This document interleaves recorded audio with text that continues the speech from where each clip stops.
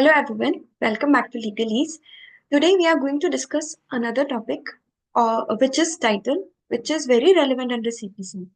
Title is not defined in CPC, but it is relevant because it is necessary in understanding the different concepts within CPC. For example, the title is relevant in understanding res judicata. Title is relevant in understanding the concept of set off and counterclaim. So let's start understanding uh, this concept. First of all, like I told you, title means the legal capacity to file a suit. Legal capacity to file a suit in the sense that what capacity you are filing a suit.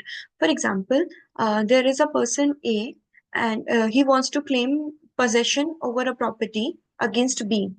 Just a minute, I'll just change the mode of it. Um, yeah. So A wants to claim the property against B for possession.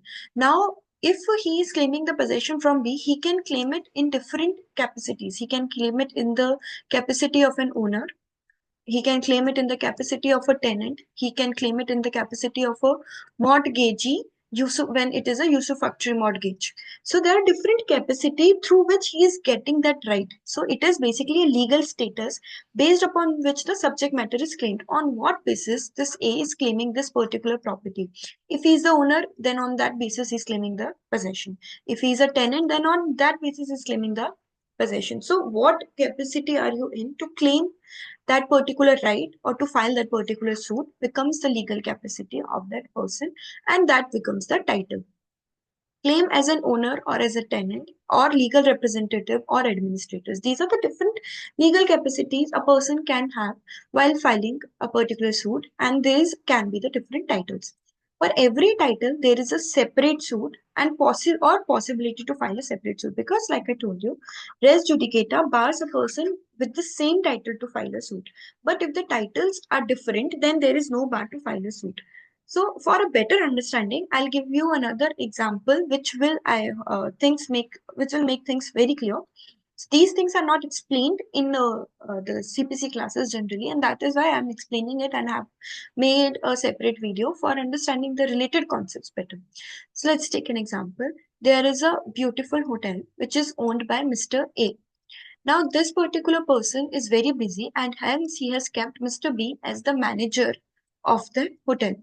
Now there is a dispute related to this particular hotel, whether this particular hotel is, let's say, this particular hotel had to pay certain maintenance and charges which were not paid, and therefore a suit was filed against this particular hotel. And since A is not there and B can be the representative of A, so B being a manager become the party to the suit. So the suit is filed by, let's say, person X against B for this particular hotel, and B being in the capacity of the manager continues that particular suit.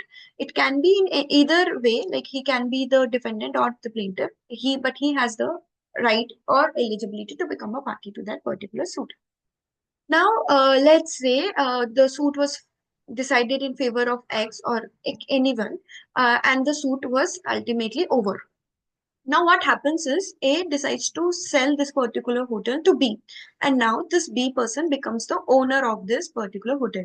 Again, the similar suit comes before the court, or basically a similar issue arises, and now again B wants to file a suit against X, or X wants to file a suit against B. This will not be barred because here, in this case, B's title will be that of the owner and rather than the manager. So earlier his title was the manager and now his title is of the owner. Since they have different title, the suit will not be barred by res judicata. Similarly, if you have to access to claim money from B, being a manager of the hotel, and then B from the owner, again, these are the different legal capacities, so you cannot claim set off in that way.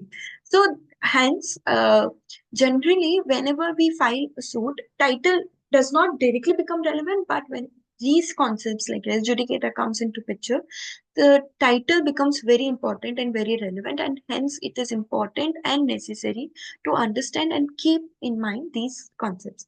So this is it for today. I hope you understood this particular concept. If there is any issue or any doubt, you can always contact me and comment on in the comment section. Thank you and have a nice day.